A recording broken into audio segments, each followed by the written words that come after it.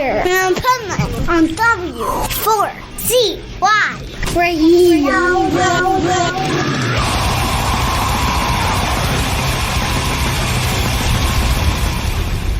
Wake up, America!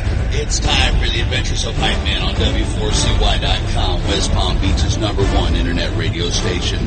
Here's your host, the Pipeman.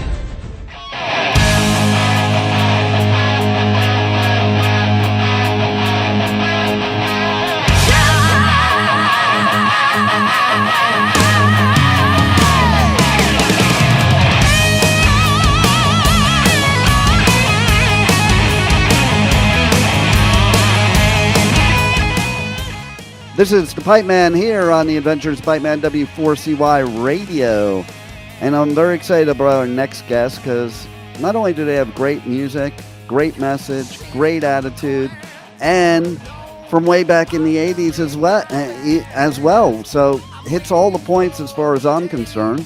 So let's welcome to the show, Rex from Whitecross. How are you? Hey, Dean. Thanks for having me on. Love it. Oh, man. It's definitely good to have you here. And as you just did, I was saying to you when you first came on and you were playing the guitar before we even started, I'm like, man, I just love that you brought your guitar to the interview because that's the way it should be. Yeah, man, absolutely. It's a personal branding thing. I like to have it with me. It's like, I don't know if anybody really cares what I have to say so much, but people like to see the guitar player with his instrument. So, I figure I let the music do the talking. There you go. I love it. And you know what else I love by you shredding like that? Is there's so many people out there that are probably watching this, listening to this, that have no clue that a Christian type of music would have that kind of shredding. Dude, we've been playing this music. I've been doing this music since all the way back to 1977. Wow. So, so I realize that makes me old enough to be y'all's grandpa and all that. Except me. But I'm still here, and there's been a lot of fads have come and gone, a lot of different music styles. I can tell you a story in back around 95.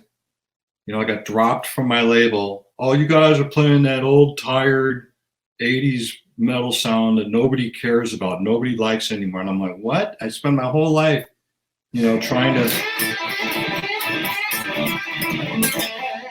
trying to emulate Eddie Van Halen and all the great rock guitar players, and all of a sudden you're no good anymore. And then, then like 10 more years go by. And so, I go back and I play blues and all that stuff in between. I go back to my roots. And then, all of a sudden, in the early 2000s, somebody goes, Rex, where you been, man? We missed your style. Where you been? It's like, well, I don't know. All you industry people, decided to go in a different direction. I'm the same. I'm the same guy. I'm still here. I love that 80s rock, classic rock style. I love that. I love that melodic rock sound. I love all the great bands from that era. And just because we're a Christian band, so what? That just means that we have positive messages. And I've received so many emails and text and social media. People just come on and they send us wonderful messages of how God has made a difference in their life, and our music had a role to play in that. So I'm all about just playing great music and loving people and loving God, and that's what we are. That's right. And, I think people misunderstand music, especially heavy metal music. Yeah. And they think it's the exact opposite of the message you're sending. And it's so not true. As a matter of fact, I'll tell you a funny story. Okay. Yeah. So must have been like I don't know, 82, 83, somewhere around there. I was at a Slayer show, and the opening band for Slayer, you ready, was Striper. Right. Yeah. It was at the Troubadour, and you know, the funny thing about that is people like, what were they thinking putting those two bands together? You know, Tom Araya is a devout Christian. Okay. There's such a misconception of stuff that comes with metal that, you know, the whole thing of, oh, you can't be Christian and be in a metal band, like some people may think, is kind of ridiculous, because just music is music, you know, and music is music. But you know, if you think about pop music tends to be about the typical everyday issues. You know, boy meets girl, boy wants girl, girl rejects boy, girl loves him, boy. You know, you want what you can't have. You know, so it's all of these love songs. You know, one way or the other way, right? Yep. That's the typical pop music scene. And in the metal music, because it's a more extreme form of music. Now, you know, Whitecross I've never really felt comfortable with being like a metal band. You know, we did this thing in El Salvador, and there was, you know, they said, keep it, there's a bunch of gangs here that hate each other. Keep the music fast, hard, and heavy. Like, oh, well, we're more of a melodic band like Doc, and what do we do? Right. Well, your heaviest stuff. It's like, well, our heaviest stuff, we're more, to be honest, we're more along the lines of like that Striper kind of sound. Right. Heavy. We're more like a classic Whitesnake, something like that. You know, we're not like heavy metal, but we were considered metal at the time. But anyways, in metal music, tends to run towards very spiritual. And whether it's demonic or whether it's Christian or whether it's something, people tend to talk about, you know, like people tend to get away from like the boy meets girl kind of stuff. Yeah. We peel that layer back, and the metal music really gets down to like, what are the brass tacks issues of, you know, of eternity. You know, that's, if you think about, you know, anybody from Slayer to King Diamond to Whitecross to Striper, you know, everybody is somewhere on that. Metallica, you know, the big truths is what is really comes to the foreground in that style of music, right? And that seems to be like a big thing. Yeah. So regardless of where any individual artist falls on the spectrum of, you know, towards positive, you know, God and light, or more towards the satanic, you know, on the other end of the scale, or the nihilism, you know, just total destruction of the soul kind of thing. It's like everybody is somewhere on the spectrum, and those are the issues that come out in the lyrics a lot. And you know, so metal is great for being able to express all those kinds of thoughts, as opposed to like the pop music. And pop music is great too, but you know, pop music is Taylor Swift, and you know, you're not going to get a lot of heavy subject matter. Although Taylor Swift, apparently she's been writing a lot of religiously themed lyrics lately, from what I understand, but I wouldn't know because I don't listen to it. So, and how about that? Because like everybody thinks she's part of Illuminati. Well, I don't know. Maybe she is. I have no idea. I've never met the lady, and I don't know anything about her. So, we did a show one time. All this stuff. I don't know why I keep bringing up South America, but we've just had some things down there. We did a concert, and Madonna was in town, and she played over at the soccer stadium, and she had all the beautiful people, and we played on the other side of town, and we had all of the leftovers. So we both had a huge, you know, like she had 100,000 people, we had close to 100,000 people at our concert, and you know, so the national media got a hold of that. So they had us on the national media shows, and they were like, you know, the heaven and hell night. It's like, well, this is you guys talking. This is not me. We're just here to play our music, and it's purely coincidence that Madonna happens to be in town right on the same night. So whatever anybody else does, man, we're just here doing our own thing.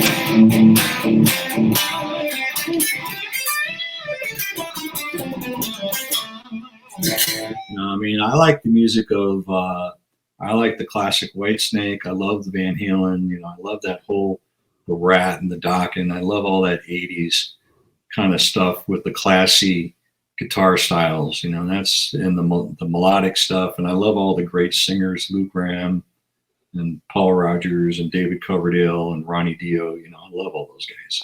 Well, you know what I call it? Musicianship. I think, Yeah.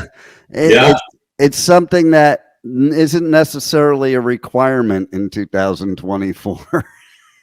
Well, I mean, you know, I remember Bobby Dahl from Poison saying, "Hey, man, I didn't get into this to be a musician. I got in it because I want to be famous." Yeah. It's like, you know, people join a rock band because it's a great way to meet chicks. You know, that's, people have all different motivations. I never was into any of that. I just wanted to be a musician, and I loved the guitar. Yeah. Well, So, and that I can tell by the fact of you having the guitar with you during the interview. It's like one of your appendages. You know? What I always say to my students is, you know, maybe you don't have a singing voice, but everybody has a voice, and you know, whatever I have to say to the world, I can tell you through my guitar.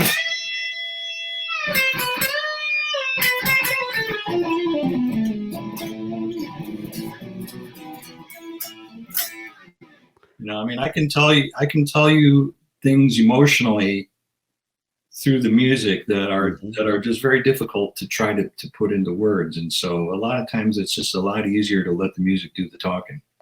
You're so right. In the last interview I just did, it actually touched on that, where, you know, the music itself, not the lyrics, but the music itself is what invokes emotion.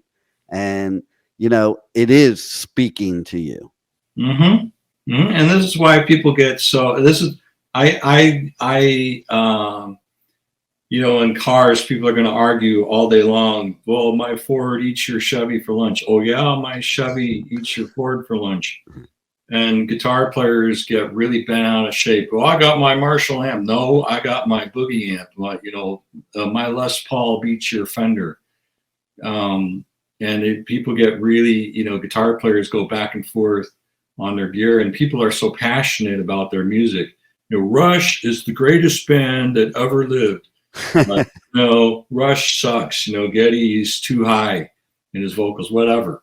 You know, people are going to defend their own favorite music. You know, it's a death match. You know, because, and I think the reason is because, as to your point, that it emotionally, it grabs you. And this is why there's room for a wide spectrum of music, is because you know, as many emotions as there are people, there's a song out there that song just, it says exactly the way that I feel. So people latch onto a song, and then or a sound, you know, like you know, somebody latches onto the power or the intensity of a metal song.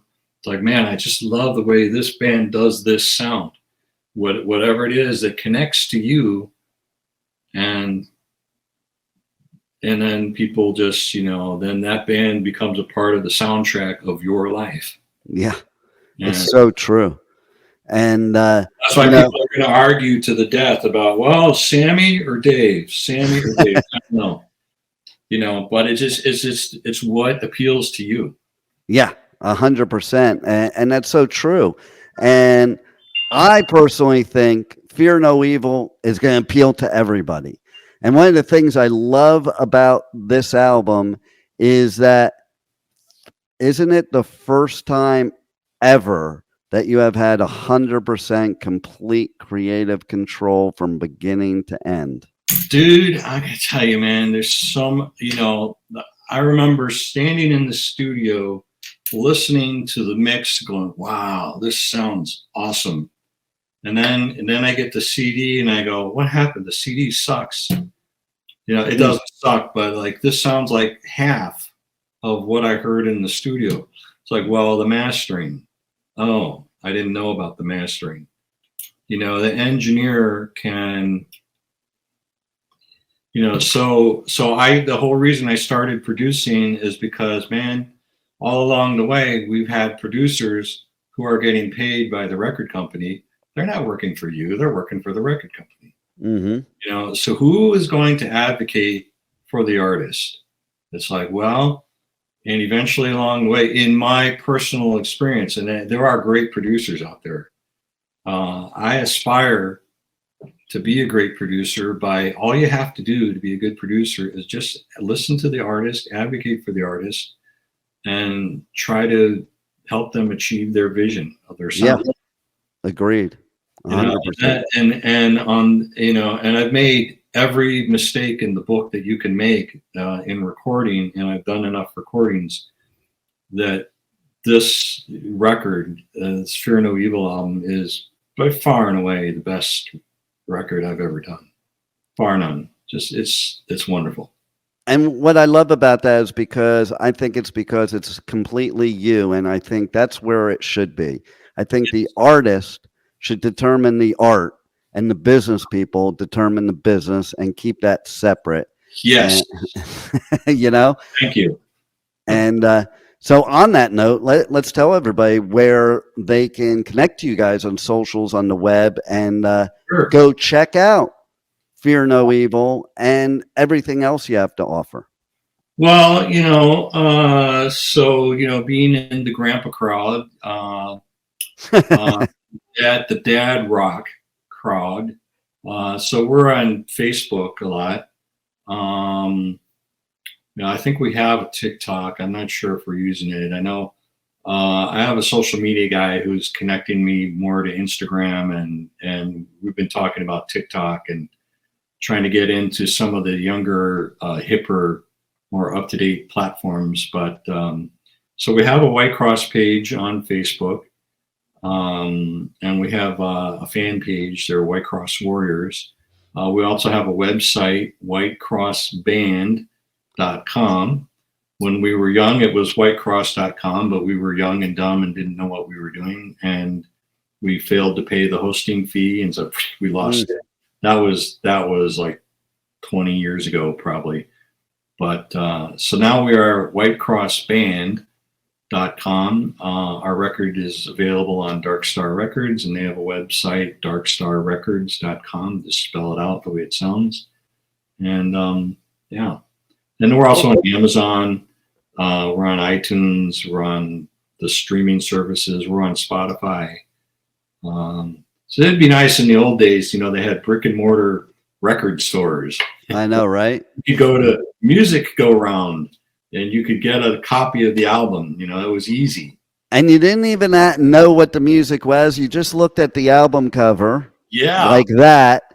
And, you bought the album because it looked cool. So many people have said that they love our album cover design. And it's like, we do have a great graphic artist. And this is the same guy who did our cover picture there, and he also designs our t-shirts and our merch and stuff. So I'm very happy about that. But so the music is classic Whitesnake, Scorpions, Van Halen, that era. Unashamed, very loud, very proud. Crank it in your stereo, turn it up to 10, and kick out the jams. There it is. Yeah. And it does jam, so I suggest everybody check it out. And I want to give some final words that I believe are actually your words on what the future plans are for the band. So I want everybody to know that your message is continue to love God, love people, love the band, love the gigs, love to shred until they lay you down in the ground in a guitar-shaped casket.